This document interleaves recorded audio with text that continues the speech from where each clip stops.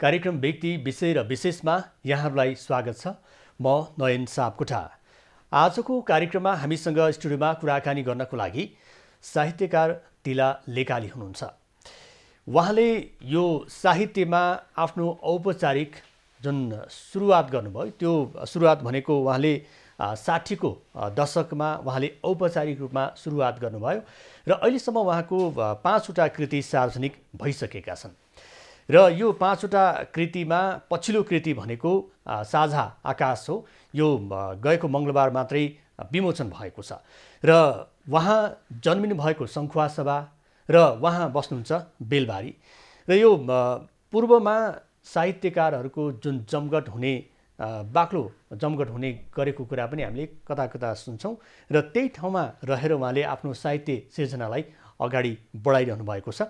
र तिला लेकाली प्राध्यापन पेसामा पनि हुनुहुन्छ, शिक्षण पेसामा पनि आबद्ध हुनुहुन्छ।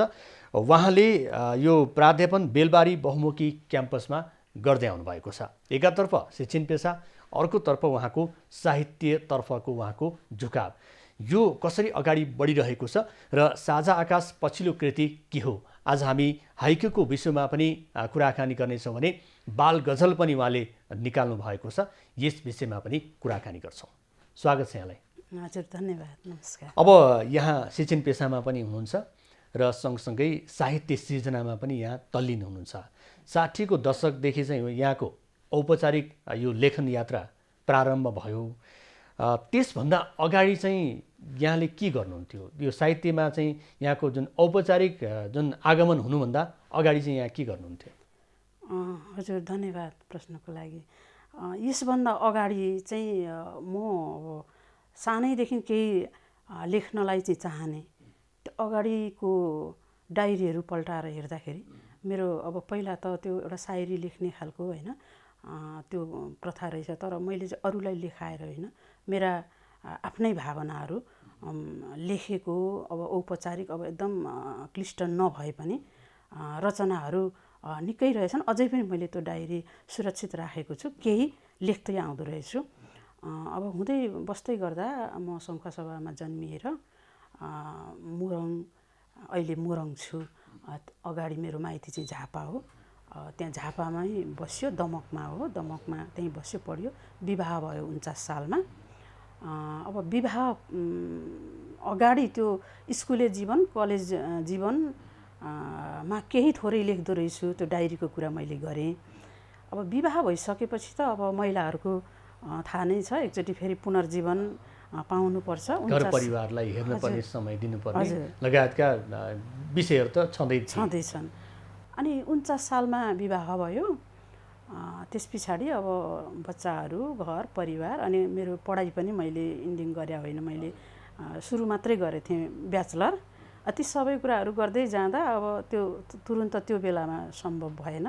बिस्तारै नानीहरू पनि हुर्किँदै गए, पढाइलाई पनि अलिकति अगाडि बढाउँदै लाँदा अनि 56 सालमा चाहिँ मैले एउटा बोर्डिङ स्कुलमा पढाउने मौका पाएँ। भनेको यहाँले यो आफ्नो चाहिँ जीवन जोड्दै हुनुहुन्छ र त्यतिखेरसम्म यहाँले छिटपुट चाहिँ अनौपचारिक सिर्जना गर्नुहुन्थ्यो। 60को दशकमा आइसके पछाडि पर्खालभित्र हाइकु सङ्ग्रह यो 2065 सालमा यहाँले निकाल्नुभयो। मैले यहाँलाई यो प्रश्न राख्नुभन्दा अगाडि म यहाँसँग चाहिँ क्षमा माग्दै, अनुमति माग्दै, यो यहाँको जुन शिरमा लाउनु भएको जुन चस्मा छ, त्यो चस्मा यहाँको अब पढ्नको लागि पनि चाहिन्छ होला होइन? त्यो माथि राख्दाखेरि अलिकति नसुहाएको हो कि जस्तो पनि मलाई लाग्यो। त्यो मेरो गलत व्याख्या पनि हुनसक्ला। अब पढ्नलाई सजिलो, हजुरले त्यहाँ राखेर पनि त्यसलाई लिन सक्नुहुन्छ। यो मैले अनुमति मागेर यहाँसँग राखेँ। अब यो 65 सालमा हाइकु यहाँले निकाल्नु भएको। सर्वप्रथम चाहिँ यो हाइकु भनेको चाहिँ के हो? अब अन्य कविताभन्दा हाइकु अलिक फरक हुन्छ भन्छन् होइन? अब मलाई त साहित्यपट्टि झुकाव भए पनि त्यसको बारेमा म व्याख्या गर्न सक्दिनँ होइन? हाइकुमा र यो अन्य कवितामा चाहिँ खासमा फरक चाहिँ के हुन्छ? धन्यवाद। यो झन् महत्त्वपूर्ण र गहकिलो प्रश्न हो अहिलेको समयमा। अहिलेका थुप्रै विधाहरू होइन उत्पादन भइरहेको, र यो चाहिँ अब 2019 सालदेखि सुरुवात भएर अहिलेसम्म आइरहँदाखेरि को अवस्था हो। अब यो हाइकु भनेको चाहिँ के हो, कस्तो विधा हो भन्दा यो एकदमै प्राविधिक विधा हो। प्राविधिक साहित्यमा पनि प्राविधिक, एकदमै यो प्राविधिक विधा हो। यसमा निकै विचार पुर्याउनुपर्छ। हाइकु जसले लेख्न सकिँदैन, भन्न पनि सक्दैन, लेख्न पनि गाह्रो छ। सकिँदैन। यसमा चाहिँ के हुन्छ भने 3टा हरफ हुन्छ, 5-7-5 को प्रारूपमा स्ट्रक्चरमा लेखिन्छ। 3टा हरफ, 3वटा हरफ, एउटा हाइकु बन्नलाई 3वटा हरफ चाहिँ अनिवार्य चाहिन्छ। हरफले मात्रै हुँदैन, त्यसमा फेरि अक्षरको संरचनाको कुरो छ। त्यसमा 5-7-5 भने मैले 5वटा अक्षर सुरु लाइन, दोस्रोमा 7वटा, तेस्रोमा 5वटा लाइन हुनुपर्छ। र त्यो मात्रै होइन, फेरि त्यसमा प्राकृतिक बिम्ब ती कुराहरू चाहिन्छ। र त्यो चाहिँ अझ डाइरेक्ट भन्दा पनि त्यसलाई चाहिँ कलात्मक र भावनात्मक, अलिकति पेचिलो खालको, जस्तै जङ्गली घोच्ने काँडा जस्तो ठ्याक्क सानो तर घोच्न सक्ने खालको त्यस्तो भावनात्मक अभिव्यक्ति हो यो चाहिँ। र अरूभन्दा के फरक छ भन्ने सन्दर्भमा चाहिँ धेरै फरक छ। नियम छ यसको छुट्टै, यसको संरचना छ, अनि बिम्बका कुराहरू छन्।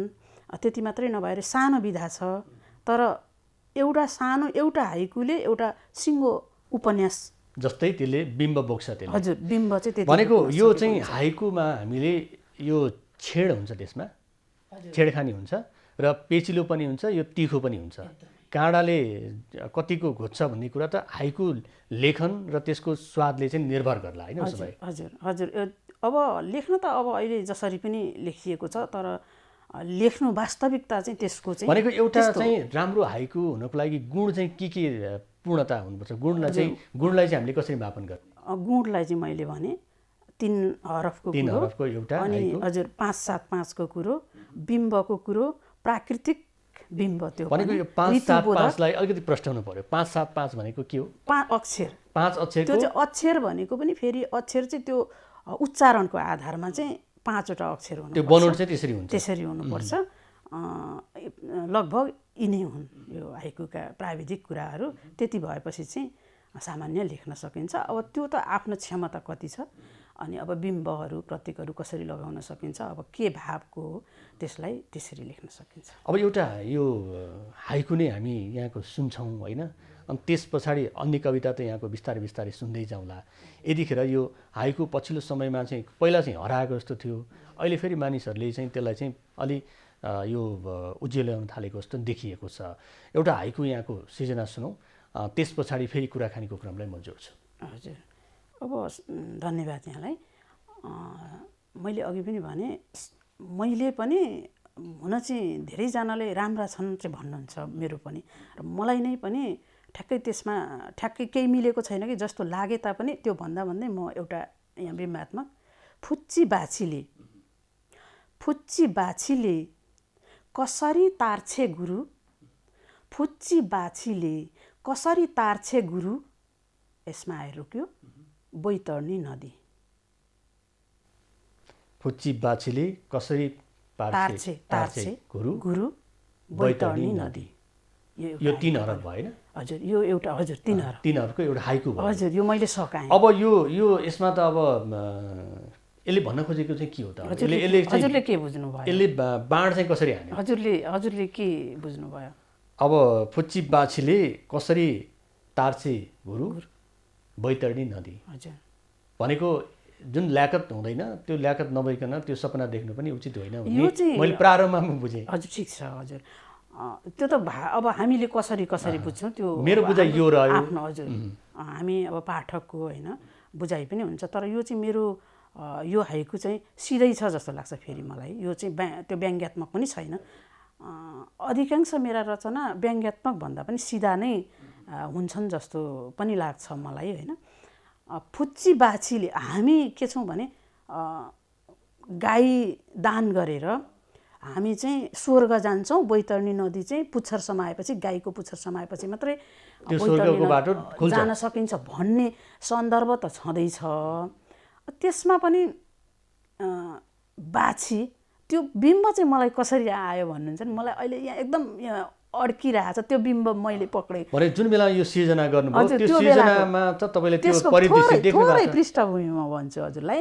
एकजना हाम्रो छिमेकी एकदम अन्तिम अवस्थामा पुग्नुभयो। म त्यो बेला सहकारी बेलबारीमा यो लालीगुराँस साकोस छ त्यसको म उपाध्यक्ष थिएँ। त्यो बेलामा हामी त्यहाँबाट सदस्यको घरमा गयौँ हेर्न भेट्न जाँदा मैले हेरेँ त्यो दृश्य। अब सबै त गयौँ, सबै गएका थियौँ, मलाई त्यसले छुयो। बैतरणी गर्नलाई ठिक्क पारेको रहेछ, ठ्याक्क पानीको खाल्डो बनाएको, त्यो जे हुन्छ नि त त्यो संस्कारअनुसारको कर्म त्यहाँ भइरहेछ। अनि हजुर, अनि बाछी चाहिँ बैतरणी तार्ने बाछी चाहिँ ल गाईसम्म भएको भए पनि त अलिकति तर्छ ठुलै होइन, अलिकति खोला तर्न सक्छ भन्नु। बाछी कस्तो थियो भन्नुहुन्छ भने ठ्याक्क त्यो सुँगुरका पाठा हुन्छ नि, त्यो चिटिक्क परेको सानो, त्यो महिना दिन जस्तोको ठ्याक्क, अथवा मुसाको डुरा, मलाई मेरो बिम्ब त्यस्तो त्यो खालको। मलाई त त्यो अब म चित्रकार भए चाहिँ म त्यो उतार्थेँ होला, मैले चाहिँ यसरी उतारेँ त्यसलाई। त्यो बाछी एकदम सानो, त्यो हुनुपर्छ 20-22 दिनको बाछी हुनुपर्छ, हिँड्न मात्रै उफ्रिन सक्ने, यति राम्रो बाछी छ त्यो। अब त्यो सानो बाछीले लाई को पुच्छर समातेर हामी कसरी बैतरणी तर्छौँ त? हाम्रो संस्कार कस्तो छ त? अलिकति संस्कारप्रति मैले व्यङ्ग्य पनि छ। हजुर, गुरु अब प्रश्न नै हो यो त, अब समाजलाई होस् अथवा हाम्रो होइन पुरोहितहरूलाई भनौँ न, अब अहिले हाम्रा पण्डितहरू हुनुहुन्छ जो गराउनुहुन्छ संस्कार, उहाँहरूले हामीलाई गुलमुल पार्नु भएन। हामी संस्कार नमान्ने होइन, हामी एकदम संस्कार मान्छौँ। त्यो संस्कारलाई स्पष्ट यसरी चाहिँ यो भएको भनेर स्पष्ट पार्नु पर्यो। त्यो चाहिँ मलाई त्यो प्रति चित्त नबुझेर त्यो खालको सृजना चाहिँ तपाईँले प्रस्फुटन गर्नुभयो। भनेको 3 हरफमा पनि यति धेरै व्याख्या हुँदो रहेछ होइन। हाइकुले चाहिँ कति चाहिँ शब्द चाहिँ यसले ओगर्दो रहेछ भन्ने त यहाँको सीमित वर्णनबाट त्यो अपुरो नै छ। यहाँले त अब त्यो परिदृश्य जुन देख्नुभयो त्यो परिदृश्यलाई वर्णन गर्ने हो भने त त्यसले धेरै समय लिन्छ होइन। मैले भनिसकेँ, एउटा पुस्तकै बन्छ, उपन्यास बन्न सक्छ एउटा। हाइकुमा त्यति तागत हुन्छ एकदमै हुन्छ, हुनु पनि पर्छ। अब यो हाइकु सँगसँगै यहाँले भर्खरै मात्रै विमोचन गर्नुभएको यो साझा आकाश यहाँको कृति सार्वजनिक भएको छ होइन। खास यसमा चाहिँ के छ? साझा आकाशमा हामीले के पाउँछौँ?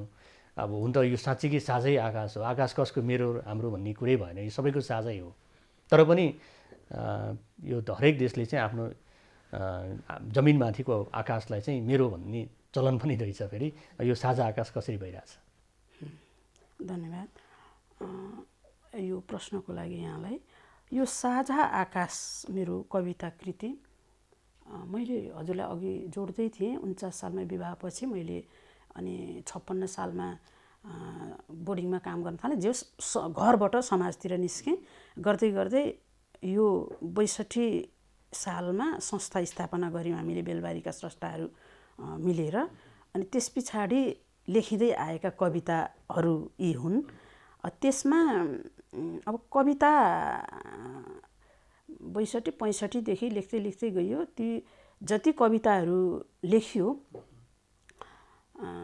ती कविताहरू मेरा कविताहरू, मेरा सृजनाहरू मलाई लाग्छ है। अब केही साथीहरूले भन्नु पनि हुन्छ अलिकति मैले जन्मिएको माटो, घर, परिवार, समाज भनौँ न, संस्कार होइन, यी विभिन्न कुराहरू मैले देखेँ नि त, देखेँ, भोगेँ, पढेँ, सुनेँ होइन।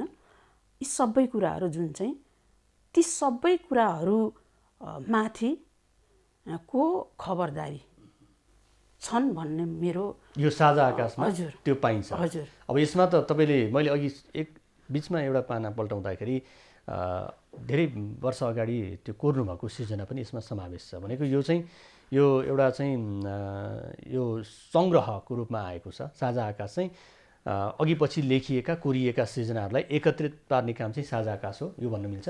मिल्छ।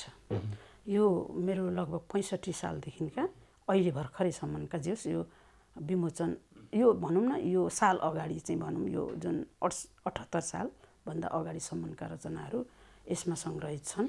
एउटा स्रष्टाले चाहिँ साहित्य सृजना गर्नु उसको कर्म हो होइन। जुन गुण उसले देख्छ त्यो गुण अनुसारको उसले आफ्नो सृजनाहरू पसिने काम गर्दछ। तर साहित्यलाई अगाडि बढाउनको लागि यहाँलाई केले झकझक्यायो? खासमा यो प्रस्फुटन हुने माध्यम चाहिँ के हुँदो रहेछ एउटा साहित्यकारको? तपाईँमा कुन कुराले लागु गरिरहेछ? हजुर, मलाई म सिधै प्रश्नमै जान्छु।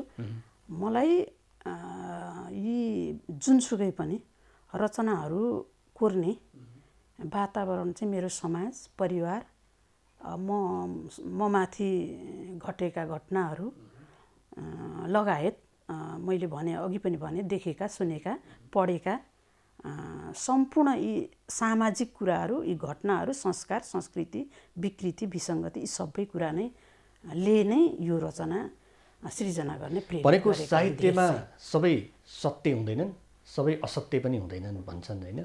सत्य बढी हुन्छ कि असत्य बढी हुँदो रहेछ? म त्यो मान्दिनँ। असत्य हुन्छ म मान्दिनँ। ए सत्य नै हुन्छ सबै? मेरो किनभने कतिपय अवस्थामा चाहिँ व्यावसायिकता दिने नाममा चाहिँ अलि असत्य अथवा चाहिँ अपत्यारिला जुन सृजना अथवा त्यस्ता सामग्रीहरू पनि हामीले पस्किएको यो उदाहरणहरू हामीले पाउँछौँ होइन? यो सन्दर्भमा चाहिँ मैले भनेको त्यो म मान्दिनँ। असत्य हुन्छन् मान्दिनँ। म त्यो चाहिँ मान्न सक्छु, त्यसमा चाहिँ एक्सेप्ट हुन सक्छु। केमा सक्छु भन्दा कल्पना गरेर यो समाजलाई यस्तो बनाउनुपर्छ, यो समस्यालाई यसरी लग्यो भने समाधान हुनसक्छ भन्ने सम्मका काल्पनिक कुराहरू राखेर लेख्दा त्यसलाई म समर्थन गर्छु। हजुर हुनु पर्यो र त्यसले समाज सुधार गर्नु पर्यो। व्यक्ति कसैलाई कम्तीमा एउटा रचना पढ्दा कसैलाई टच होस् र उसले होइन यो त यसो पो रहेछ, ऊ गलत ट्र्याकमा हिँड्न लागेको थियो भने पनि सही ट्र्याकमा आओस् कम्तीमा त्यति चाहिँ गरोस्। 50 जनाले पढ्नुभयो भने 2 जनाले चाहिँ त्यति गरिदिनु भयो भने पनि त्यो चाहिँ साहित्य हो भन्ने जस्तो लाग्छ। अब यो साहित्य सिर्जना गर्नु एउटा चाहिँ आफ्नो रुचिको विषय भयो होइन? आफ्नो चाहनाको विषय भयो, आफ्नो वेदना भनौँ अथवा आफ्नो भावनालाई चाहिँ प्रस्फुटन गर्ने माध्यमको रूपमा हामीले साहित्य सिर्जना लिन्छौँ र एउटा चाहिँ यो हरेक व्यक्तिको त्यो खालको हामीले स्वभाव देख्छौँ भने अर्को चाहिँ साहित्यलाई नै माध्यम बनाएर यो व्यावसायिकतातर्फ उन्मुख हुने साहित्यकारहरू पनि हामी देख्छौँ। एकातर्फ हेर्ने भने अलिकति व्यावसायिकता प्रदान गर्नको लागि आर्थिक रूपमा पनि सबल हुनुपर्ने कुराहरू पनि छ होइन? र आर्थिक रूपमा सबल नभएका साहित्यकारहरू पछि परेको उदाहरणहरू पनि छ होइन? यो समन्वय चाहिँ हुन नसकेको कि जसको शक्ति छ उनी अगाडि बढ्ने हो कि अथवा धन हुनेले चाहिँ साहित्य सिर्जना अथवा त्यसरी पनि साहित्यमा चाहिँ उदाउन सक्ने कुराहरू पनि हामीले देख्छौँ। यहाँलाई चाहिँ कस्तो लाग्छ यो विषय? हजुर धन्यवाद। वेदना चाहिँ हो म भन्दिनँ। साहित्य लेख्नु वेदना पनि हुन सक्ला, हुन त मनका कुराहरू हुन्, आफूलाई जे कुराले छुएको छ अब ती वेदना पनि हुनसक्छ। तर म चाहिँ वेदना नलेखौँ भन्छु। अब चाहिँ जति लेख्यो विशेष गरी अब अहिले हामीले देखेको त नारीहरूले वेदनाका कुराहरू लेख्ने, अनि एउटा निम्न वर्गको होइन व्यक्तिहरू छ भने वेदनाहरू लेख्ने अनि दुखित हुने। तर वेदना बिग्छ भन्छ नि होइन? होइन त्यो त छुन्छ होइन, व्यक्तिलाई जेले छुन्छ त्यो हुने हो, त्यो हुन्छ। वेदना लेख्नु भन्दा नि वेदना लेखे नै पनि त्यसलाई त्यो वेदनालाई पोजिटिभ कसरी होइन, त्यो वेदना भयो भने वेदना नै भएर नसिद्धियोस्। वेदना कायम राख्ने होइन कि त्यो वेदनालाई चिरेर होइन? हजुर कसरी चाहिँ त्यसलाई त्यो समस्या भनौँ, समस्याबाट वेदना हुने हो होइन, कसरी चाहिँ अगाडि बढ्न सकिन्छ त्यो पनि मार्गनिर्देश होस् त्यो भयो भने चाहिँ हुन्छ। हजुरले मलाई प्रश्न गर्नुभयो व्यावसायिक र पैसा हुनेले कृति निकाल्ने, यही हो होइन? मैले प्रश्न यही भने, यही बुझेँ। अब त्यो त एकदमै हो। अब यो साहित्यिक क्षेत्रमा कस्तो हुन्छ भने साहित्यका कृतिहरू बिक्दैनन् होइन? हाम्रो देशमा साहित्य पढ्ने व्यक्तिहरू, त्यसमा पनि अधिकांश व्यक्तिहरू ले साहित्य पढ्नुहुन्न। तर कतिपय अवस्थामा कस्तो छ भने मैले जान्न खोजेको बजारीकरण गर्छन्, त्यसलाई चाहिँ राम्रो हो नि। बजारीकरण हुनु, व्यावसायिक हुनु त्यो भनेको त हो नि। त्यहाँ राम्रो कुरा छ र नै त्यो गर्न सक्नुभयो नि उहाँहरूले, त्यो त व्यवस्थापनको पाटो हो नि त। गर्न सक्नु त राम्रो हो, उहाँहरूको क्षमता हो होइन? त्यो पैसा भएर मात्रै भन्न मिल्दैन। त्यसमा सामग्री पनि खँदिलो हुनु हो नभए त कसरी व्यवसाय त्यो पढ्दैन त मान्छे। अब हुन चाहिँ अब हामीले कतिपय अब थुप्रै मैले पनि भनौँ न, अब यो 5औँ कृति आइसक्दाखेरि पनि अब सन्तुष्टि भएर त छैन नि त हामीले बिक्री गरेको त होइन? जे होस् साथीभाइहरूले लु न है यसो गरौँ भन्दा गर्ने अवस्था हो। यहाँको कृति जति यहाँले 5वटा निकाल्नु भयो, यो 5वटा कृति निकाल्दाखेरि खर्च त हुन्छ, त्यसमा आर्जन पनि हुन्छ? मैले भने आर्जन भनेको चाहिँ कि आर्जन त्यो चाहना हुँदैन? आर्थिक आर्जन मात्रै आर्जन होइन भन्छु मैले। ए आर्थिक आर्जन मात्रै त्यो आर्जन होइन, हजुर, एउटा आत्मसन्तुष्टिको आर्जन त्यो महान हुन्छ। होइन त्यो आत्मसन्तुष्टि पनि अब स्वान्त सुखाय भन्ने खालको एउटा छ नि भनाइ, त्यो मात्रै पनि होइन। आर्थिक उपार्जनै गर्नुपर्छ त्यो भएन भने साहित्य नलेख्ने भन्ने पनि मेरो होइन, मेरो चाहिँ धारणा। मेरो धारणा भनेको साहित्यले समाज सुधार गर्नुपर्छ, समस्यालाई निराकरण गर्ने हुनुपर्छ, विकृति विसङ्गति हटाउने हुनुपर्छ र व्यक्तिलाई परिवर्तन गर्ने हुनुपर्छ, सकारात्मक सोचतिर लाने खालको हुनुपर्छ। त्यही नै एउटा स्रष्टाको आर्जन भयो। एकदमै। त्यो आर्जन पछाडि अरू आर्जन हुने त छँदैन। अरू त स्वत आर्जन, आर्थिक अब होइन भन्दा त आर्थिक पाटो त छँदैछ, ती कुराहरू भएपछि जोडिएर आइहाल्छ नि त्यसमा। अब यहाँ यतिखेर एउटा अर्को यहाँको सृजना सुनौँ। अघि हामीले 3 लाइनको 3 हरफको चाहिँ हाइकुलाई चाहिँ हामीले अनुसरण गऱ्यौँ, हामीले श्रवण गऱ्यौँ र अब यतिखेर यहाँको एउटा कविता सुनौँ। त्यस पछाडि समय हामीसँग अलिकति बाँकी छ, हामी फेरि। धन्यवाद। हुन्छ, मैले यो भर्खरै यहाँले भनिहाल्नुभयो यो विमोचित साझा आकाश यो कविता कृति हो। यसमा 65 सालदेखिका रचनाहरू सङ्ग्रहित छन्।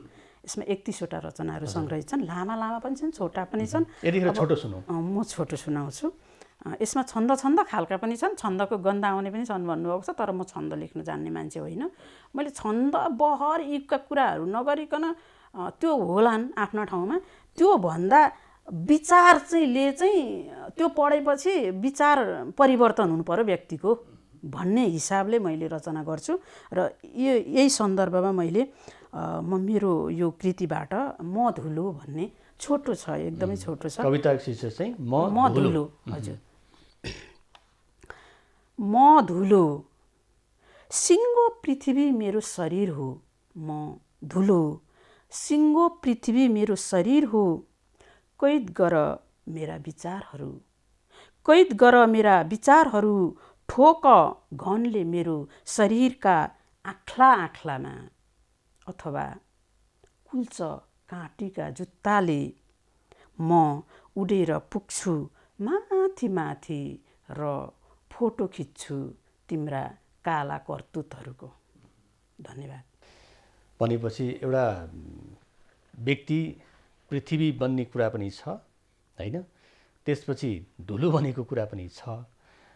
आफैलाई चाहिँ आँखामा चाहिँ हिर्काउनु आग्रह पनि गरिएको छ, पीडित हुन पनि चाहेको छ र करतुतहरू फेरि माथिबाट हेर्ने चेष्टा पनि जागेको छ। खासमा यसले चाहिँ अब यसको भाव पनि अघि हामीले हाइकुमा भने जस्तो यसको बृहत होला होइन। खासमा यसले चाहिँ समग्रमा छोटोमा भन्नुपर्दाखेरि यसले कस्तो खालको बिम्बलाई चाहिँ यसले प्रतिबिम्बित गर्न खोजिरहेको छ? हजुर, अब मैले अघि पनि भने मेरो विचारमा हो होइन, आफ्नो आफ्नो बुझाइ हुन्छ, के बुझिन्छ अघि मैले भनिहालेँ, सबैले बुझ्ने त्यही नै हो। अब व्यक्तिलाई हजुरले भन्नुभयो नि अघि त्यहाँ जुन चाहिँ अब वास्ता नगरिएको म धुलो, त धुलोलाई कसले वास्ता गर्छ होइन। म धुलो हुँ, तथापि धुलो भएर धुलै बस्दिनँ नि त। म उडेर के गर्छु, त्यहीँ बसिरहने होइन, यथास्थितिको धुलो होइन म। तिमीले पो धुलो देख्यौ त भनेको धुलोमा पनि शक्ति छ। एकदम त्यो वस्तु म माथि उठ्छु है। र यो म धुलोभित्र के छ त, केबाट बन्यो त सिङ्गो पृथ्वी चाहिँ, अथवा एउटा व्यक्ति चाहिँ लाई धुलो भन्ने हो भने त्यो धुलो एउटा धुलो गर्दै त होइन परिवार समाज अनि होइन राष्ट्र हुँदै हाम्रो समाज चाहिँ उच्च निचो हुने हो लगायतका। अनि यसभित्र कैद गर मेरा विचारहरू होइन।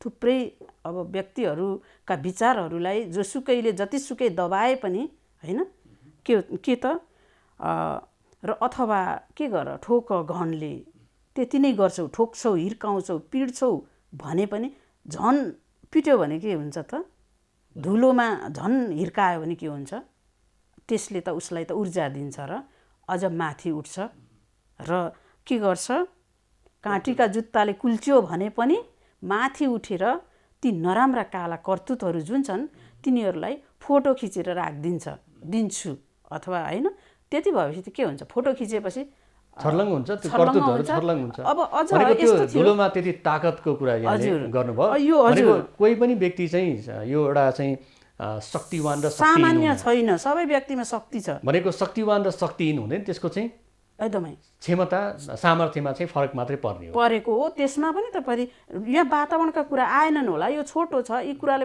तर त्यहाँभित्र वातावरण पाउँदैन, सुविधा पाउँदैन, होइन, उसको क्षमता त त्यत्तिकै छ नि। एउटा राष्ट्रपति बन्ने क्षमता भएको र एउटा रोडमा मागेर हिँड्ने व्यक्तिको पनि क्षमता चाहिँ छ के, त्यति नै छ, तर उसलाई के भयो त तत्त कुराले कारण भयो नि त, ऊ किन पागल भएर हिँड्नु पर्यो लगायतका कति कुरा छन् भन्नु त। त्यहाँ अहिले जानु भने यहाँ यो व्याख्या त मैले अघि हाइकुको जस्तो भन्दा धेरै अझ यहाँ त भन्छ नि खण्डकाव्य होइन, महाकाव्य भन्नुहोस्। अब यो महाकाव्यतिर नलागौँ, हामी समय सकिएको जानकारी आइसकेको छ मलाई होइन। अब यहाँले यो रानी मौरी बाल गजल भनेर 2076 सालमा निकाल्नु भएको रहेछ। खासमा गजल मात्रै सुनेको थिएँ, बाल गजलमा चाहिँ खासमा के हुँदो रहेछ? एउटा बाल गजल हामी सुन्नु अहिले तपाईँसँग छैन भनेको बाल गजलमा चाहिँ के कुराहरू समावेश हुन्छ? खास यो बाल गजल ल्याउनुको पछाडि के थियो? हजुर, एकदम सुन्दर प्रश्न, धन्यवाद। बाल गजल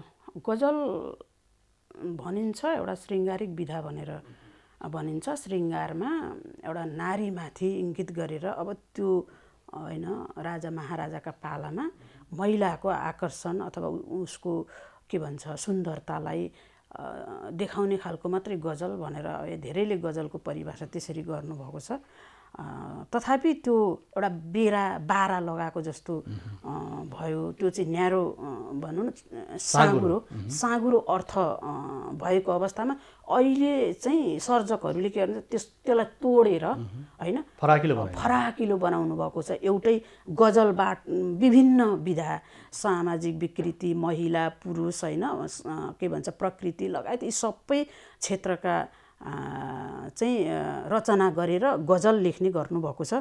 तथापि अहिले पछिल्लो समयमा हजुरलाई थाहा छ नै होइन के विधा भनेर बहर त त्यो राम्रो कुरा हो, ठिक छ, तर यो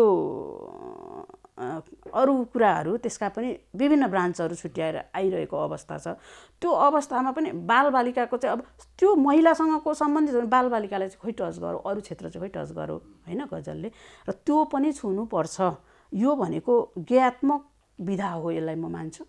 बहरमा हुनुपर्छ भने त्यो पनि म मान्छु, लय हो नि त त्यो त होइन, गाउन सक्ने बच्चाहरूलाई त गाएर के गर्न सकिन्छ, खुसी बनाउन सकिन्छ। उनीहरूलाई नराम्रा हरेक राम्रा नराम्रा जे सिकाउने हो त्यो आदत बसाउनलाई गाएर झन् छिटो हुन्छ। त्यो हुँदा गजल गीत त माध्यम झन् होइन सशक्त माध्यम हो नि त। त्यसैले भनेको एउटा समाजको एउटा वर्ग जुन बालबालिका पनि छन्, त्यो बालबालिकाको लागि पनि गजल वर्ग भन्दा पनि क्षेत्र नै भनौँ न, वर्ग भन्दा पनि सबै वर्गका हुन्छन्, त्यसलाई के भन्ने बालबालिकाको क्षेत्र भनौँ। हजुर, उनीहरूलाई पनि यो बाल साहित्यबाट सशक्त बनाउनको लागि बाल गजल पनि निकाल्नु, किनभने गाउन सकिन्छ नि त यो, अनि यो लयमा हुन्छ नि त, लय छिटो पक्रिन्छन् नि त उनीहरूले होइन। त्यो हुँदाखेरि चाहिँ झन् छिटो सजिलो हुन्छ क्या उनीहरूलाई बुझाउनलाई कुराहरू। हामीसँग समय सकिएको जानकारी आइसकेको छ, यहाँसँग अरू पनि कुराकानी गर्ने रहर हुँदाहुँदै पनि समय सकिएको छ। यहाँको जुन यो साहित्यप्रतिको जुन लगाव छ, यो झुकाव छ, 5वटा कृति त यहाँले सार्वजनिक गरिसक्नु भएको छ। यस्ता कृतिहरू आगामी दिनमा पनि अझै झाँकिँदै जाओस्। मौसलमा बसेर काठमाडौँ आएको सन्दर्भमा हामीसँग यो एउटा चाहिँ भेट गर्ने अवसर जुर्यो। यहाँको जुन यात्रा अझ फराकिलो बनोस्, यहाँलाई धेरै धेरै शुभकामना छ। धन्यवाद, म एकदमै आभारी छु एबी न्युज परिवार, नवीनज्यू, हजुर स्वयं र युवराज अधिकारीज्यूलाई पनि म मेरो व्यक्तिगत तर्फबाट, म संस्थाको तर्फबाट, सिङ्गो बेलबारीको तर्फबाट नै मैले एकदम आभार प्रकट गर्छु। धन्यवाद, नमस्कार। दर्शन उहाँ हुन्थ्यो साहित्यकार तिला लेकाली, र उहाँले पछिल्लो कृति साझा आकाश प्रकाशन गर्नुभएको छ, विमोचन भएको छ, र यस अगाडि उहाँले 4वटा कृति ल्याइसक्नु भएको छ। उहाँसँग गरिएको कुराकानीको क्रम सँगसँगै आजको समय सकिएको छ। खबरभित्रको खबरको लागि हेर्दै रहनुहोला एबी न्युज खबर।